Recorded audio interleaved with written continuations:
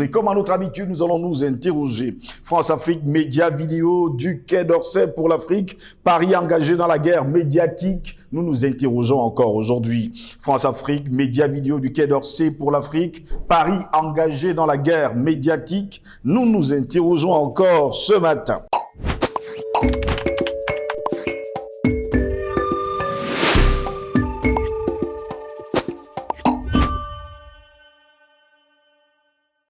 Mesdames, Messieurs, bonjour, très heureux de vous retrouver sur Panafricaniste TV, la chaîne de télévision des panafricanistes. Nous sommes toujours très heureux de vous retrouver parce que vous êtes des millions, des milliards, justement sur nos pages Facebook, YouTube, Instagram et surtout TikTok. Nous sommes très heureux de vous savoir très nombreux, justement, avec nous tous les jours. Le Quai d'Orsay prépare le lancement d'un média à destination de l'Afrique, c'est ce que nous avons appris ces derniers jours. Le ministère français des Affaires étrangères travaille sur la création de médias vidéo en ligne, inspirés notamment de Brut pour promouvoir les actions de la diplomatie française en Afrique. L'initiative intervient alors que Paris cherche à être plus offensif face aux opérations d'influence étrangère, nous dit-on anti-français sur le continent, disent-ils au Quai d'Orsay. Et nous nous interrogeons justement pourquoi est-ce que la France a besoin justement d'un média vidéo justement pour contrer les attaques justement des panafricanistes. Pour répondre à nos questions, nous sommes avec Albert Anatolaïsi, directeur de publication du journal Le Cactus et surtout journaliste d'investigation. Albert Anatolaïsi, bonjour, bienvenue à vous. Bonjour à vous, Steve Josolongos. Je dis bonjour à vos techniciens, et sans qui nous n'aurions aucune visibilité, ces techniciens qui travaillent en back-office et qui ne sont jamais vus.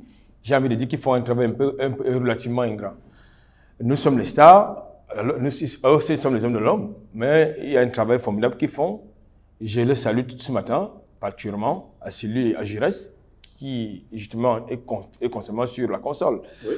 Je salue vos millions de téléspectatrices et de téléspectateurs, n'est-ce pas, de Panafricaniste TV, qui nous suivent quelquefois, qui nous apportent leur contribution à la fois intellectuelle, des observations positives, je veux dire, qui rentrent dans la dynamique de notre lutte. Quelquefois aussi, il y en a qui sortent carrément des pistes, qui multiplient des sorties de pistes. Bon, ça fait partie de l'éducation, c'est aussi ça notre mission, de les éduquer.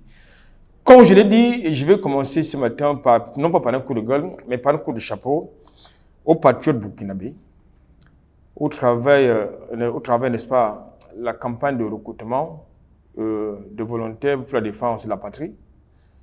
Et je pense qu'il faut saluer cette initiative qui a été engagée par les autorités de transition pour que ce soit une alternative à l'occupation, aux armées d'occupation, oui. dont nous décrions, n'est-ce pas, la présence sur nos espaces de vie, sur nos territoires. Lorsque la patrie vous appelle, vous avez le devoir d'y répondre. Et je pense que ces citoyens burkinabés, ces combattants burkinabés qui demandent justement le départ des sabres, entre autres, et toutes les armées d'occupation du côté du Sahel ont très bien fait de s'engager afin que leur pays, nos pays n'aillent pas chercher le parapluie sécuritaire à Paris, qui n'en est pas un, mais qui est plutôt une armée de reconquête et d'occupation. Merci pour l'invitation. Très heureux de vous avoir, Albert Anatolaïsi. Une nouvelle est tombée ces derniers jours, Albert Anatolaïsi, et bien du côté de la France. Le Quai d'Orsay prépare le lancement d'un média à destination de l'Afrique. Qu'est-ce qui se cache derrière ? Mais souvenez-vous, j'aime toujours situer les événements dans leur contexte pour que la compréhension soit évidente et pour ceux qui nous regardent de l'autre côté. Il n'y a pas très longtemps, oui. Jupiter, je crois il y a environ 2 ou 3 mois, il a réuni toute son armada de mercenaires appelés diplomates dans nos pays, dans nos États, à l'effet de les mettre en mission offensive, à mission diplomatique, à mission de mercenariat, à mission d'espionnage, à mission de guerre, carrément, de guerre médiatique. Et dans cette mission dans laquelle ils ont engagé, il leur demandait d'être plus offensifs pour contrer les attaques, comme il l'a appelé, les attaques qui visent à amplifier le sentiment anti-français sur le continent africain. Et lequel sentiment anti-français est le fait des Russes qui sont toujours en premier rang, de la Turquie et naturellement de la Chine. Dans son narrative, Jupiter ne croit pas un seul instant que les Africains soient capables de prendre des initiatives visant à chasser hors du territoire africain l'impérialisme occidental et plus particulièrement le néocolonialisme français. Donc il faut constamment penser que c'est la Russie qui nous suggère justement la dynamique dans laquelle nous sommes engagés, c'est-à-dire la dynamique de libération, de conscientisation, de libération de notre peuple, de notre continent, de conscientisation de notre population. Donc, c'est dans ce contexte-là, et vous avez constaté pendant cette fameuse conférence des ambassadeurs à Paris, qui se tenait à Paris, il avait annoncé, comme nous le savions déjà, qu'il va mettre en contribution toute la dynamique du groupe France Média Monde, dont nous connaissons les activités de mercenaires sur le continent africain, au travers des analystes mercenaires, Oui. et au travers de la désinformation, de la manipulation. Donc, c'est donc dans ce contexte qu'il a donc suggéré au ministère des Affaires étrangères et de l'Union européenne, les affaires européennes, je veux dire, je crois qu'elle s'appelle Catherine Colonna, un truc comme ça, Oui.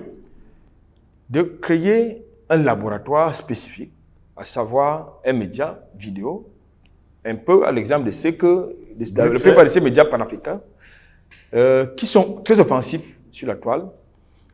Et il va donc recruter, et ça c'est le plus intéressant par ailleurs, dans cette guerre médiatique, il va recruter donc la fine crème de la diaspora africaine, de la fine crème des Français d'origine africaine et même des Africains. Vous en avez d'ailleurs sur le continent africain qui animent les trucs que vous appelez les ONG et qui sont mis à contribution pour justement porter un narratif contraire et au détriment des intérêts de nos populations, de nos États. Donc, voilà donc l'objet de ce fameux projet de création des médias vidéo qui va s'adresser exclusivement, s'il vous plaît, aux Africains. Vous ne trouvez pas ça bizarre? Très bizarre d'ailleurs. Pourquoi est-ce qu'il ne crée pas un média alternatif aux concurrents pour engager une réponse médiatique à la Russie, à la Turquie ou bien à la Corée du Nord, ou bien peut-être en Arabie Saoudite ou bien au Qatar? Mais pourquoi ça ne concerne que le continent africain? Mais parce que justement le continent africain, c'est leur joyau, c'est leur zone d'influence, comme ils le disent, puisque c'est leur avenir. Donc je pense que c'est d'office un projet, même si c'est mis en place, ça ne va pas avoir l'effet escompté. Parce que nous sommes, lorsque nous sommes pas des panafricanistes, des patriotes nationalistes qui sont vent debout. Vent debout pour faire quoi? Pour barrer la route à la désinformation, à la manipulation des consciences, à la corruption des opinions, des individus.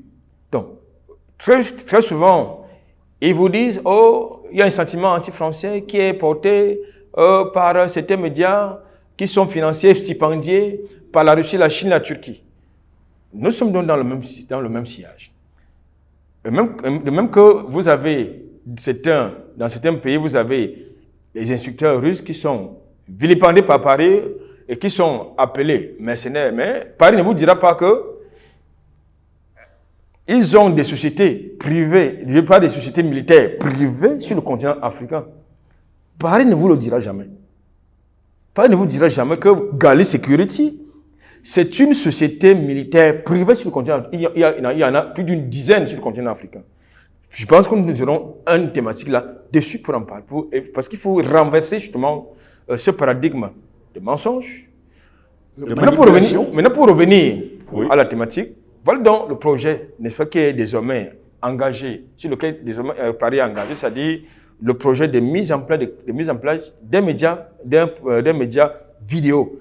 Il s'agit donc de fourguer tout et n'importe quoi pour non seulement faire sauter la dynamique panafricaniste au travers de ce que nous faisons, Oui. continuer à aliéner justement, les esprits qui ont moins de jugement que vous et moi, continuer à désinformer, à instrumentaliser l'opinion, continuer justement à vous faire croire qu'ils vous aiment plus que vous-même. Voilà donc, grosso modo, l'objet de ce projet. Pourquoi la France ne comprend toujours pas que les Africains n'ont plus besoin d'elle, ou surtout en ont marre d'elle sur le continent africain? Pourquoi s'accroche-t-elle? Mais vous savez que un certain Julien Audoul, c'est une parenthèse, vous fait croire que la France ne doit rien aux Africains. Et il vous fait comprendre qu'il s'agit du groupe personnage raciste, soi-disant en passant député du Rassemblement national, qui est passé dans une chaîne que j'ai souvent eu à regarder. Je parle de CNews. Et il est passé sur le plateau de Morandini. Ce fasciste, ce député fasciste, a eu à exposer sur un plateau de télévision l'ignorance de l'histoire de son propre pays. Il a eu à exposer sur un plateau de télévision l'ignorance de la politique de son pays en Afrique, notamment les crimes. Je salue le fait qu'il ait quand même reconnu que la France a colonisé certains États de l'Afrique. Mais là où je ne suis pas parfaitement d'accord avec lui, et ça va revenir à votre question, c'est qu'il fait l'inventaire, n'est-ce pas, du bien que la France a fait aux Africains en laissant des millions d'hôpitaux, de dispensaires, des millions de kilomètres carrés de routes bitumées, des centaines de millions de kilomètres, des centaines de ponts, des millions d'infrastructures socio-économiques, ce qui est tout sauf la vérité. J'aimerais bien qu'on me montre un hôpital français au Cameroun. Alors, la vidéo circule. Il s'appelle Julien Audoul. C'est le député du Rassemblement national, donc un fasciste, et qui n'est pas à son premier fait d'âme. Quand je l'ai dit, si Paris est parti après la colonisation, d'après l'inventaire qui a été fait par M. Julien Audoul, mais pourquoi est-ce que Paris n'a pas décolonisé comme les autres, les anciens colonisateurs du continent africain, à l'instar de la Grande-Bretagne, l'Allemagne, qui sont totalement partis? Mais pourquoi est-ce que Paris reste? Mais Paris reste justement parce que Paris a intérêt à rester sur le continent africain. Lorsque vous regardez l'équipe nationale française de football, en tout cas toutes les équipes nationales de sport françaises, c'est les légions étrangères. Ils vont vous dire que ça fait partie de la richesse, de la diversité de la France. C'est-à-dire la multiplicité des cultures. Oui. Mais ce qu'on ne vous dit pas, c'est qu'ils sont en train de ponctionner vos talents, vos intelligences. Donc, si Paris était capable de décoloniser le continent africain, mais Paris n'aurait plus besoin de le faire. Puisque Paris, c'est une puissance, non? Donc, Paris reste donc, on ne peut pas partir parce que Paris a intérêt à rester sur le continent africain, parce que, ça sert à son rayonnement diplomatique. Je voulais quand même vous rappeler que Paris, aussi vous voulez la France, reste et demeure pour l'instant, jusqu'à l'instant, le porte-plume et le porte-parole du continent africain dans les instances internationales. Je crois que ce lugubre personnel que j'ai tout à l'heure cité devrait quand même se rappeler que lorsqu'il parle de démocratie, je ne suis pas certain qu'il puisse accepter, lui, député fasciste et raciste, accepter qu'un autre État soit le porte-parole, le porte-plume de son pays, au niveau des instances internationales. Voilà donc le patrimoine que Paris nous a évidemment laissé, c'est-à-dire le néocolonialisme, l'ingérence, le fascisme, le racisme, la dictature présentée sous forme de démocratie, de liberté et d'indépendance. Le nazisme monétaire. Donc Paris ne peut donc pas laisser le continent africain en paix, parce que Paris, premièrement, a besoin du continent africain pour son rayonnement au niveau des instances internationales. La preuve, c'est que Paris a une place avec droit de veto au Conseil de sécurité. Il doit cette place à qui? Au continent africain, n'est-ce pas? Paris a besoin du continent africain pour le franc CFA, qui lui rapporte 400 milliards d'euros par an. Paris a besoin du continent africain pour cela. Paris a besoin du continent africain pour les matières premières qui fait fonctionner son économie, son industrie. Paris a besoin des Africains parce qu'ils sont très talentueux, très brillants. La preuve que c'est sur le continent africain, vous avez le plus grand exode des intellectuels, le plus grand exode des talents. Tout à l'heure, je vous ai pris quelques exemples au niveau de l'équipe nationale de football français. Qui sont les grands buteurs? C'est la Légion étrangère, non? Même au sein de l'armée française, les légionnaires, ce sont les barbouzards. Qui sont les barbouzards? Ce sont les étrangers pour la plupart. Donc, je pense qu'aujourd'hui, Paris ne peut donc pas partir du continent africain pour les quelques raisons que je viens d'évoquer. À quand la fin de la manipulation française sur le continent africain? Je pense qu'aujourd'hui, Paris ne va jamais arrêter de fantasmer. D'abord, sur le fait que nous soyons stipendiés. J'espère que Jupiter, qu'il a dit, en a les preuves. Mais si un président de la République descend à ce niveau de calomnie, ça veut dire que son pays... Le calomniateur, Albert Anatola, ici, voilà, tout le monde le sait. Voilà. S'il arrive à ce niveau, de sa posture de président d'une puissance, bon, quelque part, ça veut dire que nous sommes plus puissants que cet État-là. Donc, alors, je pense que la France ne partira pas de son propre guerre du territoire du continent africain. Nous sommes en train de gagner la guerre médiatique, qui était leur exclusivité, mais aujourd'hui, nous sommes en train de renverser le paradigme. Raison pour laquelle ils sont dans l'obligation, justement, d'envoyer en mission leurs mercenaires, que vous appelez les diplomates, de créer des laboratoires comme ce que vous avez appelé médias vidéo, qui sera à l'image de le média qu'on appelle le brut, qui faisait justement un travail de bashing, de sac, bref, qui ne peut que vous montrer que la Tour Eiffel, à la Tour Eiffel, il n'y a pas de sans domicile fixe, il n'y a pas justement des bidonvilles de ce côté-là, que c'est Paris, c'est le pays des Lumières, dont la Tour Eiffel, à travers les lumières qu'on peut voir en hauteur, sur la Tour Eiffel, tout est nickel. Donc, ce sont ces images-là que Paris n'a pas envie qu'on sache, qu'on connaisse, que vous sachiez. Paris n'a pas besoin qu'on sache qu'il y a des sans domicile fixe là-bas. Paris n'a pas besoin de savoir que chez eux, il y a des pauvres qui font la manche.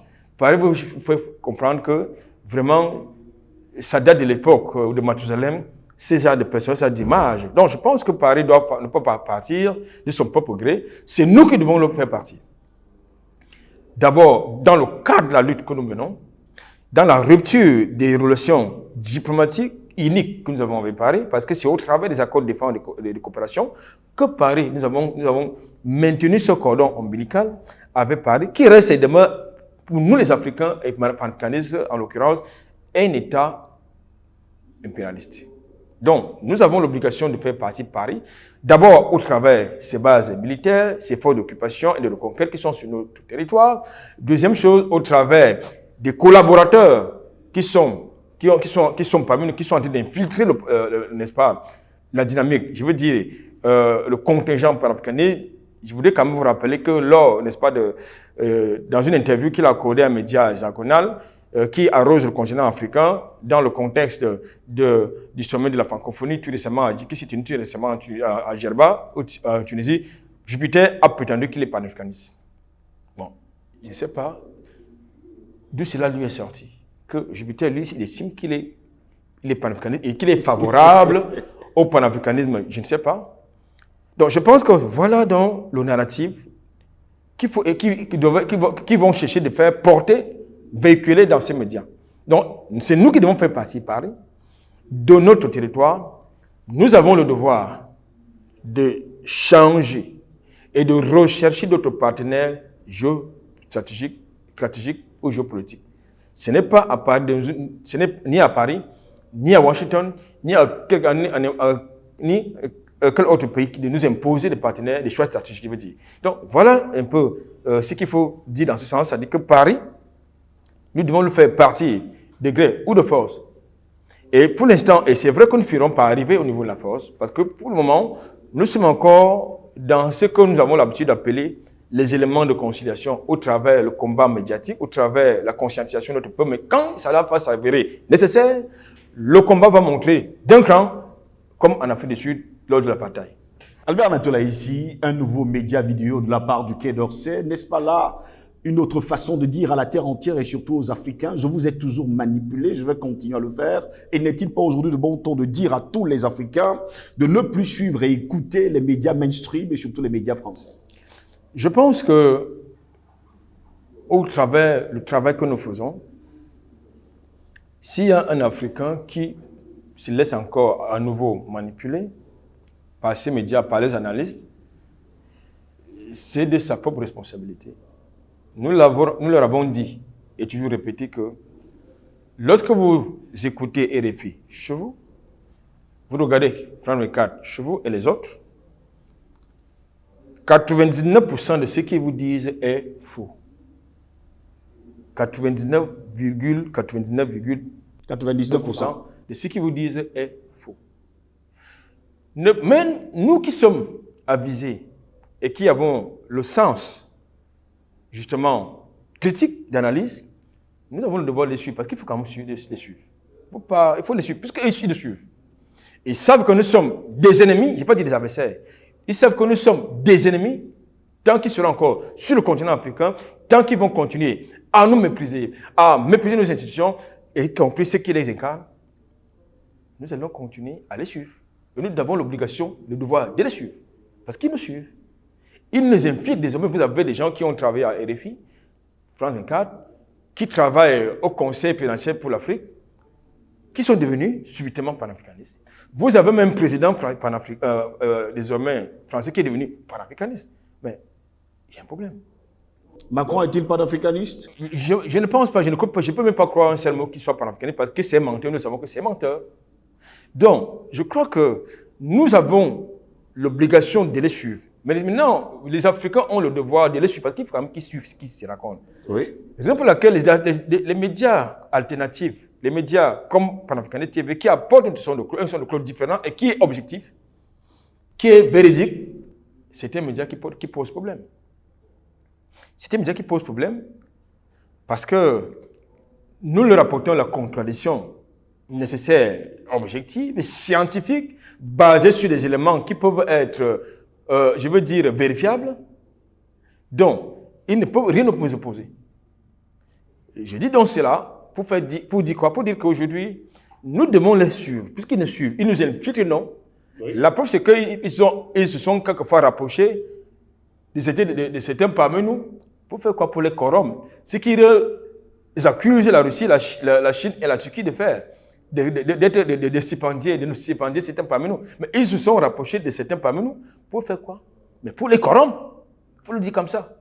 Donc, je pense, au même titre qu'ils ont corrompu, ils corrompent et continuent de corrompre avec certains médias en Afrique, et dans mon pays particulièrement.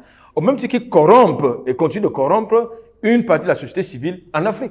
Il ne faut pas se mentir. Il faut regarder la vérité dans les yeux. Donc, je pense qu'aujourd'hui, il faut suivre ces médias-là. Il faut davantage, il faut plus qu'avant les suivre. Pour vérifier, d'abord, pour détruire justement leur narratif, pour déconstruire ce qu'ils racontent, parce que c'est important. J'ai suivi un président africain justement faire le plaidoyer. J'ai l'habitude de dire, même s'il n'est pas un démocrate, c'est un France-africain, c'est un francophile assumé, je n'ai pas remarqué ça. Dire sur une chaîne qui a le continent africain, qu'il faut sur le continent africain des chaînes des médias qui portent la voix de l'Afrique, qui portent l'image de l'Afrique, qui présentent l'image de l'Afrique, différente de celle qui est présentée par ces médias. Je crois que là, il avait quelques secondes de lucidité pour tenir tel propos. Donc, il faut donc que nous ayons une multiplication, n'est-ce pas, des médias comme Panafricaniste TV qui portent justement le combat des Africains, les aspirations du peuple africain, qui portent la voix, l'image de l'Afrique. Parce que l'image qui nous est renvoyée par les autres n'est pas notre image, c'est l'image qu'ils voudraient, c'est l'image qui se font de nous et qui est très souvent malheureusement le fait soit de notre diaspora, soit des individus qui ont des comptes à régler, soit avec nos États ou avec les dirigeants. Donc, c'est un peu cela, malheureusement. Bon, je pense qu'aujourd'hui, il faut leur imposer justement une narrative qui puisse être mise en balance parce que, comme je vous l'ai dit, au-delà de la guerre militaire, la guerre médiatique, nous sommes engagés. Avec la création justement de médias vidéo par le Quai d'Orsay, Paris ne montre-t-il pas ses faiblesses, ses limites, pour ne pas dire son inintelligence? Je ne sais pas si paraît intelligent. Tout à l'heure, je vous ai convoqué un cinéaste personnel qui s'appelle Julien Odoul. Vous tapez, pour ceux qui nous suivent, vous allez sur Facebook, vous tapez Julien Odoul.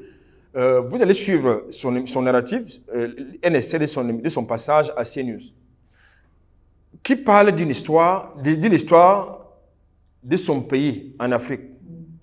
Bon, ça veut dire qu'ils ne sont pas intelligents. Dans le contexte malien, 59 mercenaires, tout au plus, perdent leur vie pour défendre, non pas le Mali, mais pour défendre les intérêts français au Sahel, donc particulièrement au Mali. On le fait, tout est ramadan médiatique là-dessus. Mais on fait abstraction. On fait abstraction, n'est-ce pas, des millions d'Africains qui sont morts pour la France et qui étaient aux premières lignes de la Deuxième Guerre mondiale pour libérer la France de l'occupation nazie. Vous avez, et parmi ceux-là qui sont les survivants à cette guerre, leurs n'ont pas été payés. Leur pécule n'a pas été payé. C'est quand même commis, je veux dire, l'outrecuidant de revendiquer ces pécules ont été fusillés à Tiaouraï au Sénégal. Ça, ils ne vous le disent pas. Ils ne vous le disent pas. Dans mon pays, le Cameroun, vous avez des monuments des oppresseurs qui polluent notre espace urbain, qui s'appelle De Gaulle, Leclerc. Vous avez même les établissements scolaires qui s'appellent le Leclerc. Vous avez les établissements scolaires qui s'appellent Collège De Gaulle. Vous avez les avenues qui portent les noms de nos oppresseurs. Mais il y a un problème.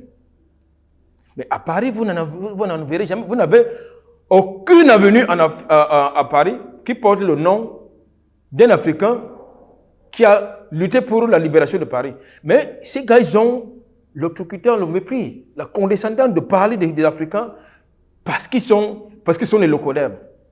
Là, c'est absolument inacceptable, monsieur Steve Zulongos. Je trouve cela inacceptable. Donc, je suis en train de vous dire que aujourd'hui, ni l'oligarchie dirigeante française ni intelligente. Ils ne changent pas le logiciel, ils pensent que nous sommes encore, j'ai l'habitude de vous le dire, que ces gens-là continuent de regarder les Africains avec les lunettes du XVIIIe siècle. Ils ne comprennent pas qu'aujourd'hui, les Africains, la jeunesse africaine est décomplexée. Elle est très intelligente. La preuve, c'est que moi, à l'école primaire dans mon pays, vous avez un élève de 9 ans qui a 9 matières à lui seul. 9, c'est petit, hein, avec un cartable qui pèse au moins 10 kg pour un élève de 9 ans. Alors que chez eux, c'est tout le contraire. Au point chez eux, vous avez les matières facultatives qui vous sont imposées au programme scolaire. Donc, chez eux, ce n'est pas le cas. Donc, vous avez, sur le continent africain, des citoyens qui sont capables de vous parler de l'histoire, de vous parler de l'économie, de l'histoire, de la finance, indifféremment de tout. Oh, chez eux, ils se spécialisent. C'est-à-dire qu'ils ne sont pas intelligents. Ni du point de vue intellectuel, ni du point de vue scientifique, ni du point de vue culturel. Bon, ils vous disent qu'ils sont les démocrates parce qu'ils organisent les élections chaque 5 ans. Je ne sais pas si la démocratie se résume en l'organisation des élections. En tout cas, c'est tout dire. Ce qui sont ces personnages. Merci à vous, Albert Natola, ici d'avoir été des nôtres ce matin. C'est fait un plaisir. Mesdames, messieurs, ce sera un plaisir de vous retrouver très prochainement pour une nouvelle édition de Parole panafricaniste. Passez une agréable journée.